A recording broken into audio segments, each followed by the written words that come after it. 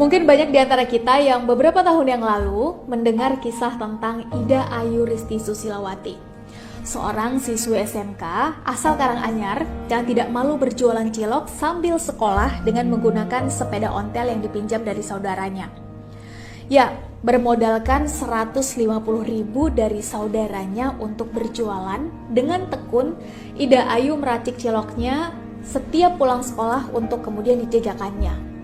Tidak banyak yang jadi keuntungannya, Rp30.000 saja rata-rata keuntungan harian yang didapatnya. Uniknya, ketika ditanya kenapa kok dirinya mau dan tidak malu berjualan cilok, jawaban dirinya membuat kita semua terkagum.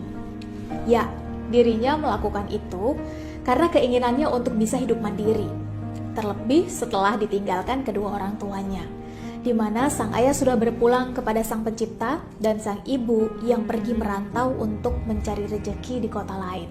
Bagi sebagian kalangan, apa yang dilakukan oleh Ida Ayu ini mungkin dianggap biasa saja, namun tetap patut untuk dijadikan teladan, apalagi oleh generasi sekarang yang biasanya terbebani oleh standar-standar yang terbentuk karena hadirnya media sosial, sehingga seringkali merasa malu apabila tidak bisa mengikuti tren yang ada, apalagi jika harus melakukan pekerjaan atau berjualan seperti yang Ida Ayu lakukan.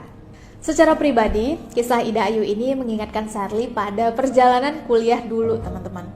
Memberikan les private dengan jarak yang jauh sewaktu S1, atau mencoba jadi pengantar koran yang harus berpacu dengan waktu, berkeliling menyetir mobil tua setiap dini hari agar koran sampai tepat waktu kepada para pembaca tatkala sedang menyelesaikan pendidikan S2 di negeri orang. Ya, pada akhirnya hidup itu adalah tentang pilihan. Pilihan reaksi atau aksi apa yang kita ambil di masa lalu akan mempengaruhi bagaimana keadaan kita sekarang. Demikian pula pilihan aksi serta reaksi kita sekarang dalam menyikapi realitas hidup yang ada sedikit besarnya akan berpengaruh pada bagaimana keadaan kita di masa depan. Yang jelas, untuk adik-adik dan teman-teman Sherly semua yang sekarang mungkin saja sedang sama-sama berada pada fase yang kurang baik atau menguntungkan, mari tetap semangat. Berikan aksi dan reaksi terbaik untuk hidup kita, serta jangan terbebani dengan rasa malu apabila keadaan mengharuskan kita untuk memulai semuanya dari bawah.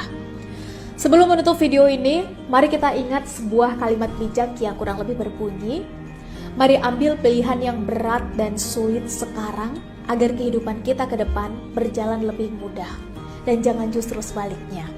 Karena ketika kita mendahulukan bermudah-mudah dan berleha-leha sekarang, maka kita harus siap berhadapan dengan masa depan yang akan terasa berat dan menyulitkan. Tentu setiap kita punya masalahnya masing-masing. Namun, mari jangan berhenti menjadi para petarung untuk harapan hidup yang lebih baik dan indah di masa depan. Semangat selalu untuk kita semua.